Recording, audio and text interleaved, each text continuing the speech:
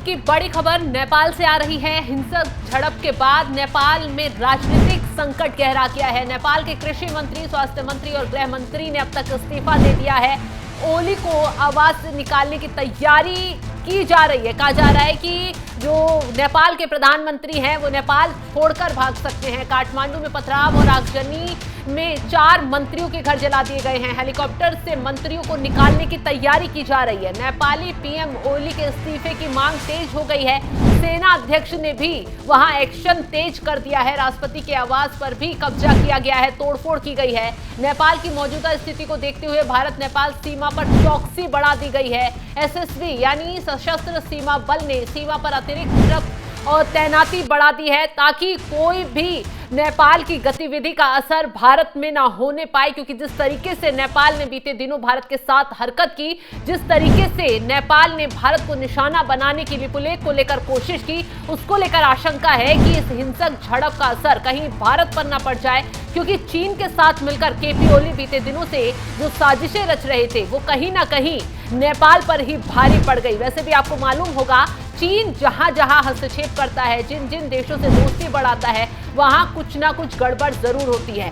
चीन और अमेरिका दोनों का यही काम है। जिस भी देश से अपना फायदा उठाने के लिए वो कोशिश करते हैं, वो भारत से उससे दुश्मनी के लिए खड़ा कर देते हैं। हाल ही में चीन के जो नेपाल के प्रधानमंत्री हैं, चीन दौरे पर जाते हैं, चीन के साथ बातचीत करते हैं और कहा जाता है कि इस दौरान सीमा जो विवाद नेपाल और भारत का विपुलेख को लेकर है, काला सागर जिसको लेकर भी है, उसको लेकर कहा जा रहा है कि वहां बातचीत हुई है और चीन की तरफ से कहीं ना कहीं उसको उकसाया गया है, भड़काया गया है। ऐसे में शुरुआत यहां हिंसक झड़प की हो जाती है उसी के बाद, क्योंकि अस्थिरता काफी देखने के लिए मिलती है और तुरंत बाद ये खबर आती है कि इस हिंसक झड़प के बाद भारत में भी गृह मंत्रालय ने बड़ा एक्शन लेते हुए एसएसबी की तैनाती बढ़ा दी है। अब आपको वो इलाके बता देते हैं जहां पर एसएसबी की तैनाती बढ़ा दी गई है। उत्तराखंड का इलाका और बिहार। नेपाल में सोशल मीडिया पर बैन और भ्रष्टाचार के खिलाफ ये छात्र प्रदर्शन शुरू हुआ और सीमावर्ती भारतीय जिलों तक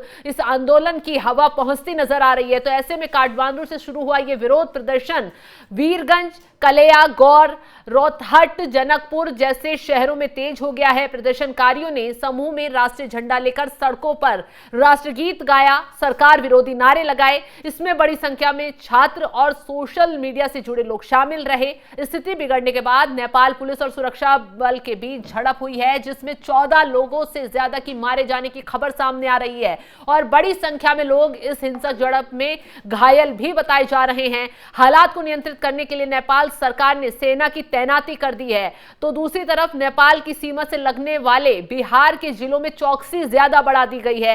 नेपाल में हो रहे उग्र प्रदर्शन को देखते हुए भारत नेपाल सीमा पर सुरक्षा चाक चौबंद कर दी गई है। बिहार के 7 जिलों पश्चिमी चंपारण, सीतामढ़ी, मधुबनी, अररिया, सुपौल, पूर्वी चंपारण, किशनगंज के बॉर्डरों को सील कर दिया गया है। पूरी तरीके से आवाजाही बंद कर दी गई है।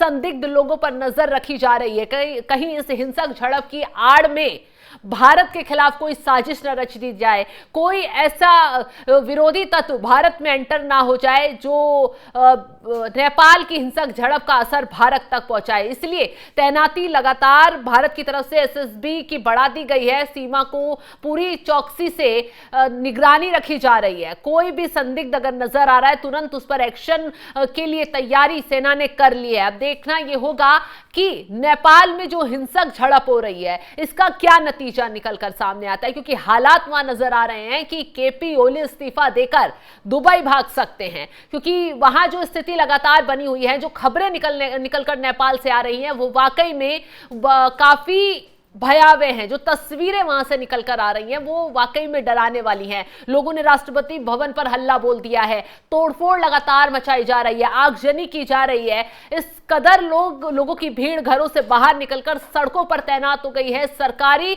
ऑफिसों को निशाना बना रही है। कई मंत्रियों के घरों को जला दिया गया है। कई हेलीकॉप्टर अब हवा में उड़ते हुए नजर आए हैं मंत्रियों के घर पर, प्रधानमंत्री आवास के ऊपर। तो कहा जा रहा है कि केपी ओली जो है वहां से सुरक्षित निकलकर भाग सकते हैं। अब सवाल ये खड़ा हो रहा है कि क्या सरकार गिर जाएगी, क्या राजनीतिक संकट जो है वो गहरा गया है नेपाल में, क्या कुछ और बड़ा होने वाला है? और सवाल ये भी खड़ा हो रहा है, क्या सिर्फ कुछ सोशल मीडिया ऐप बैन होने पर ही ये हिंसक झड़प शुरू हुई है? इसके पीछे की वजह कुछ और है क्या? इसकी रणनीति कुछ और है क्या? केपी ओली जो भारत को निशाना बीते दिनों से बनाने की कोशिश में लगे थे, वो अपने ही जाल में खुद फंस गए। दरअसल मामला यहां भ्रष्टाचार का भी है। आरोप लगाए जा रहे हैं कि केपी ओली की सरकार में बड़े लेवल पर भ्रष्टाचार हो रहा है, किया जा रहा है, और वो छुपाने की लगातार कोशिश कर रहे थे।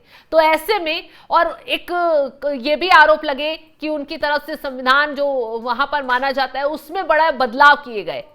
तो इसको लेकर लोगों में कहीं ना कहीं नाराजगी थी, और यह भी कहा जा रहा है कि चीन से हस्तक्षेप लगातार नेपाल का बढ़ रहा था, जबकि भारत से रोटी बेटी का संबंध नेपाल का रहा है। जिस तरीके से भारत से लगातार रिश्ते नेपाल ने बिगाड़े, विरोधी बयानबाजी की, और जो लिपुलेख जो सीमा का विवाद है उसको लेकर भारत को ही आंख दिखाई, जबकि भारत तरीके से नेपाल से बातचीत भी कर रहा था, हर संभव मदद भी उसकी संकट में पहुंचाता रहा है। लेकिन जिस तरीके से बीते दिनों से नेपाल ने जो हरकतें की हैं चीन के साथ मिलकर, वो कहीं ना कहीं उस पर ही महंगी पड़ गई। नेपाल भूल गया कि चीन अपने फायदे के लिए, अमेरिका अपने फायदे के लिए किसी भी देश का इस्तेमाल कर सकता है, और जो देश इसके जाल में फंसेगा वो तबाही ही उसकी शुरू हो जाएगी। सीरिया देख लीजिए, श्रीलंका देख लीजिए, और बांग्लादेश ताजा उदाहरण देख लीजिए। लेकिन शायद नेपाल ने इन सब बातों से सीख नहीं ली, और नतीजा क्या हुआ आज स्थिति दिखाई दे रही है, तस्वीरें सामने आ रही हैं। आपको पूरा